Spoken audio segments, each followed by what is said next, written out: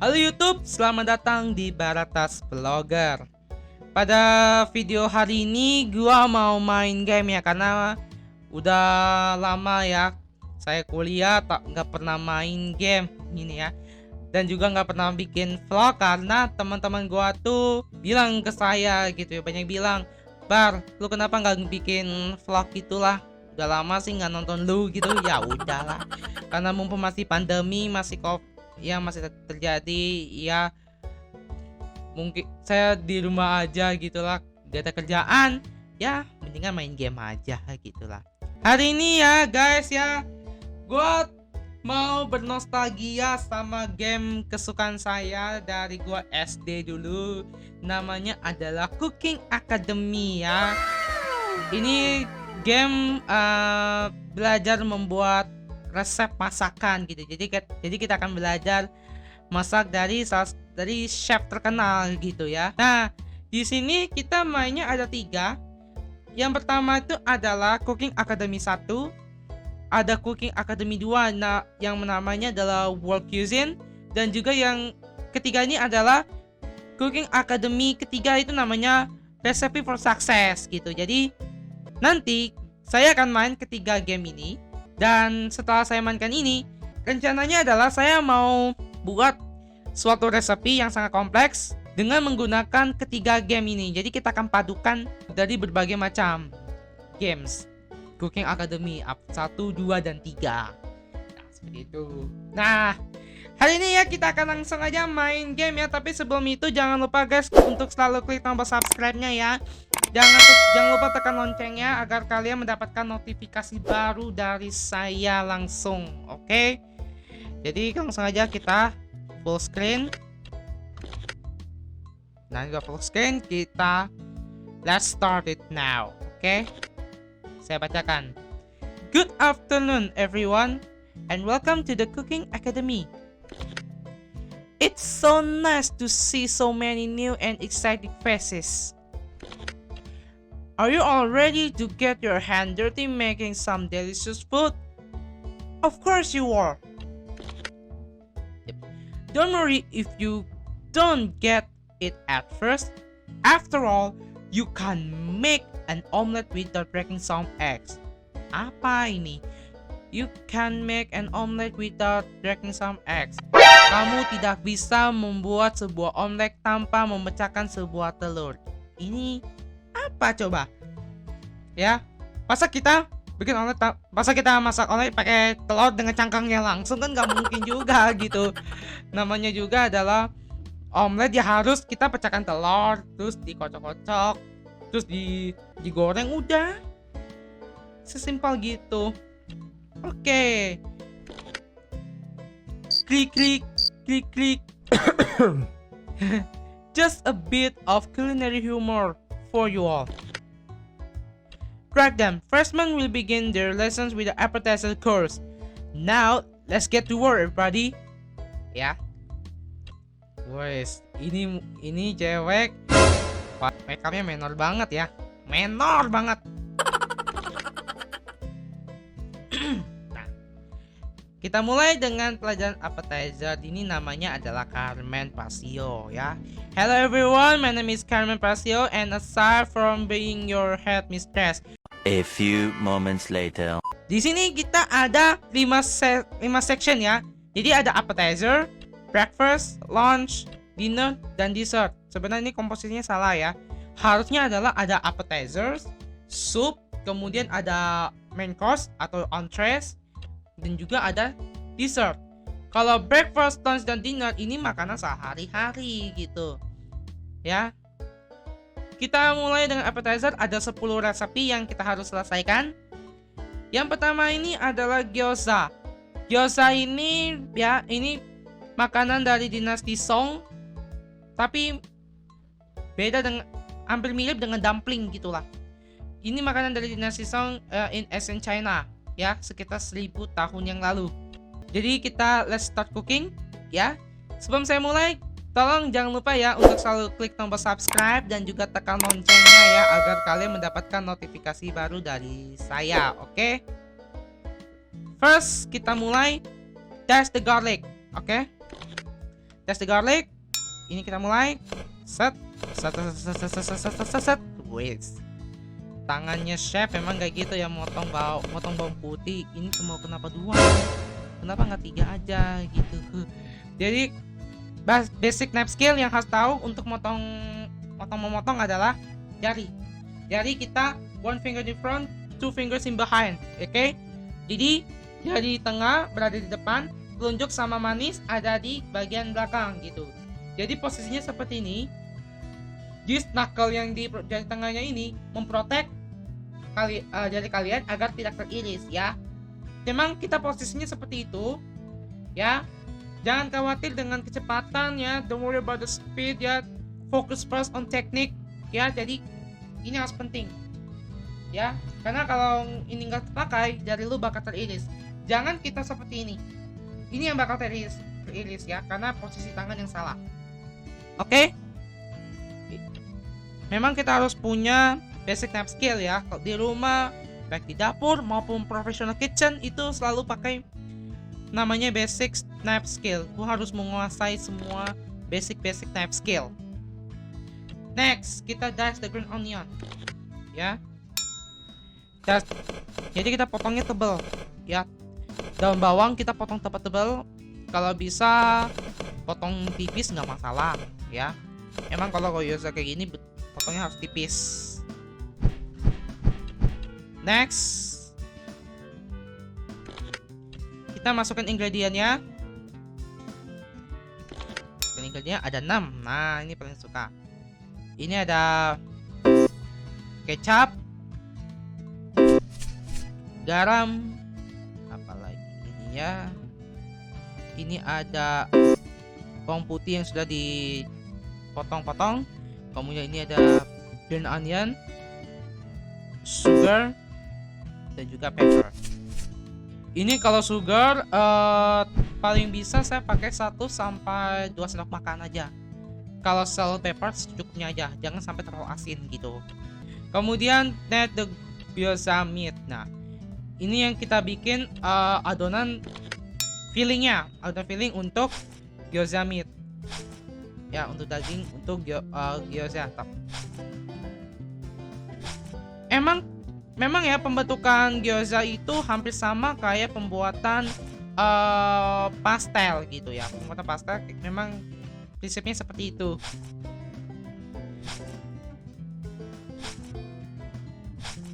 Cuma dia main ada keterampilan tangan gitu kalau buat pastelnya ya. Nah, di sini ini tidak dikasih tahu ini pembuatan adonan untuk adonan gyozanya kayak gimana gitu. Adonannya biasanya dari tepung, telur, garam gitu. Kita bikin ya, telurnya bisa 2 atau 3 terserah kalian ya.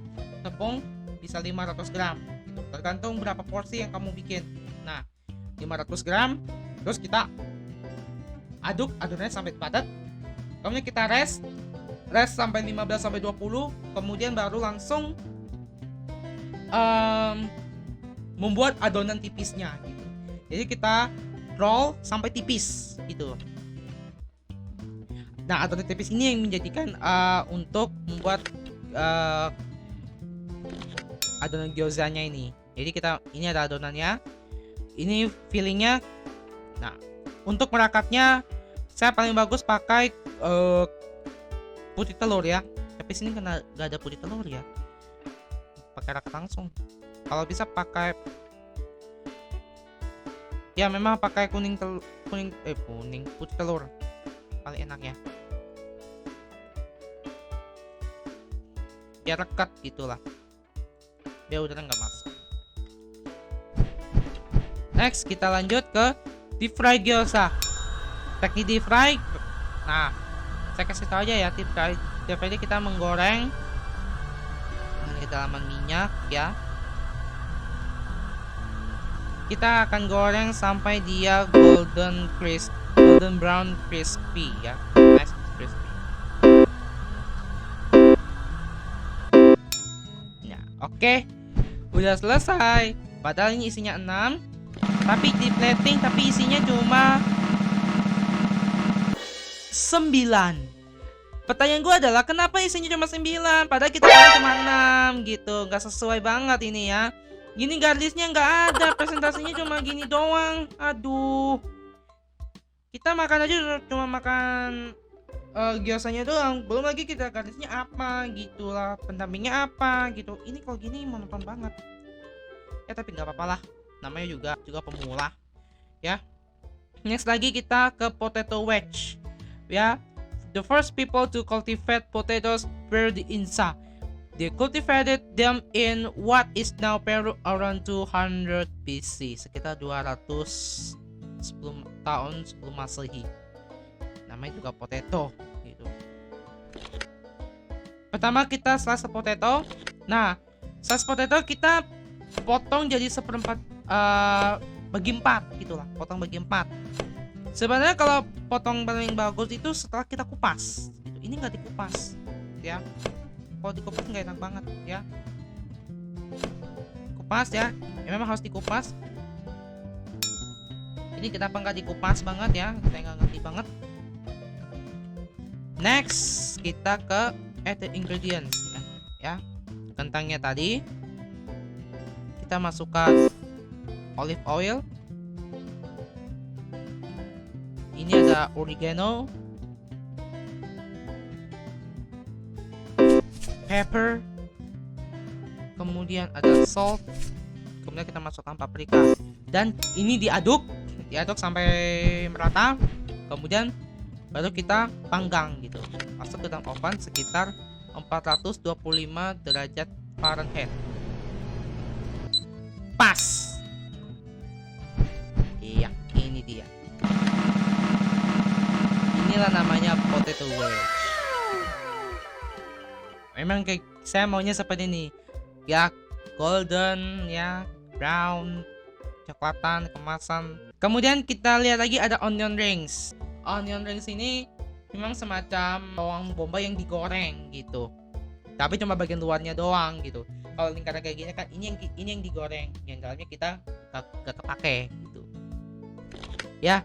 Sebelum lanjut ya, jangan lupa ya untuk selalu saya ingatkan sekali lagi untuk selalu tekan tombol subscribe-nya ya, dan juga tekan loncengnya agar kalian mendapatkan notifikasi baru dari saya. Oke. Pertama yang kita lakukan adalah slice the onion ya. Slice the onion adalah kita harus potong bawang seperti ini ya. Slice. Let the knife do the work. Ya. Don't worry about the speed. Focus first on the technique ya. Jangan khawatir dengan kecepatan kalian ya. Fokus aja dulu yang teknik kalian itu ya. Kedua, ada ingredients. Ingredientnya apa aja? Cek. Ada olive oil, telur, black pepper, salt. Tepungnya 500, telur kok cuma 1 ya. Ya harusnya kalau bisa tepungnya telurnya itu 2 atau 3. Baru tambah salt pepper sama olive oil. Kemudian kita aduk. Kita aduknya, ini adalah butternya ya. Butternya kita aduk. Saya ingatkan untuk aduknya sampai merata ya. Z terbalik, Z melingkar.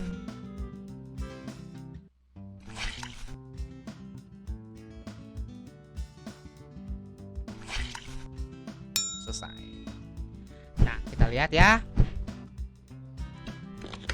Baru kita deep fry. Deep fry.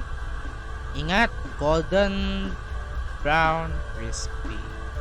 Saya ingatkan aja untuk onion rings ya. Emang sebelum kita deep fry, kita harus onionnya itu kita marinate dengan butternya tadi. Baru digoreng dengan golden brown crispy gitu. Nah, sudah selesai. Kemudian Kemudian kita lihat garnish ya, presentasinya kayak gimana. Ya monoton banget sih. Ini presentasinya nggak ada garnishnya ya. Ini memang kalau belajar seperti ini ya, kalau di dunia dapur profesional memang harusnya presentasi harus dibuat semenarik mungkin. Ini nggak menarik banget, cuma ada 6 onion ring doang gitu. Aduh, nih buat game gimana coba. Next, bruschetta ini ya, ini orang-orang dulu pernah makan ini sekitar abad ke-15 ya. Jadi bruschetta ini bisa dimakan sebagai breakfast, bisa sebagai appetizer ya. Bisa itu. Pertama kita masukkan dash of the tomato. Sebelum kita dice tomatnya itu kita masukkan dulu ke dalam air yang sudah mendidih selama 5-10 detik. Kemudian setelah itu masuk ke ice bag untuk menghentikan proses memasaknya gitu. Tujuannya apa? Agar kita bisa mengupas kulit tomatnya itu dengan mudah ya. Dan ini kenapa tomatnya belum dikupas? Karena masih ada ya, tomatnya belum dikupas banget ini ya. Memang saya maunya adalah tomatnya itu harus dalam keadaan fresh ya,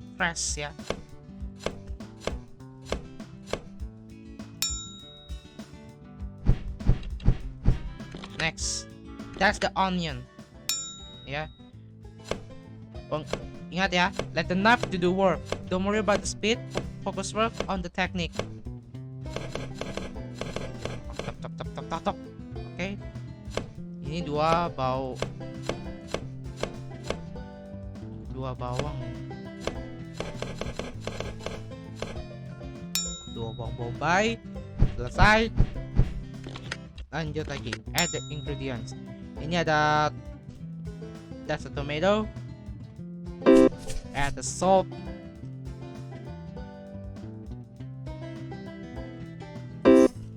bawang bombay, pepper, olive oil.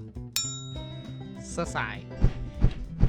Nah sekarang kita slice the baguette. Baguette ini adalah roti semacam apa ya, gue lupa banget deh. Nanti gue cek dulu deh. Nanti setelah ini gue akan cari ya tentang baguette itu apa.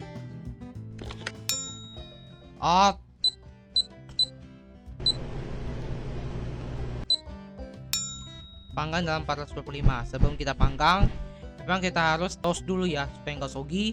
Kemudian baru tambahkan dash of tomatonya itulah yang sudah kita campurkan dengan bawang, olive oil ya, salt, pepper gitu, biar dipanggang jadi panggang tukang kemasan lah. Dan hasilnya adalah seperti ini. Ini namanya baguette. Jadi baguette ini adalah roti yang bentuknya panjang, ukurannya besar. Teksturnya itu biasanya renyah banget. Tekstur kalau dimakan tuh renyah banget ya.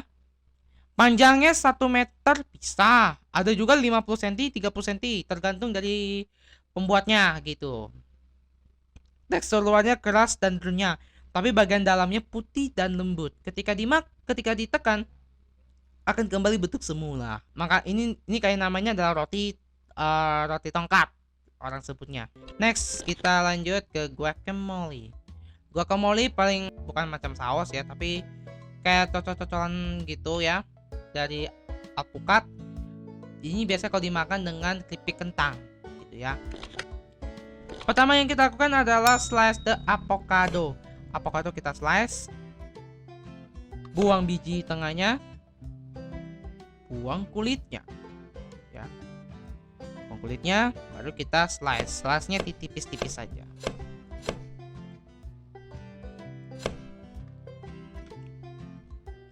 Straight.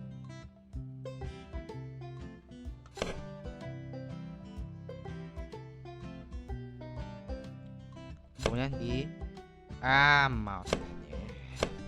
Kemudian slice tipis saja. Selesai. Oke. Next kita dash the garlic ya. Tergantung kalian mau pakai berapa banyak garlic ya.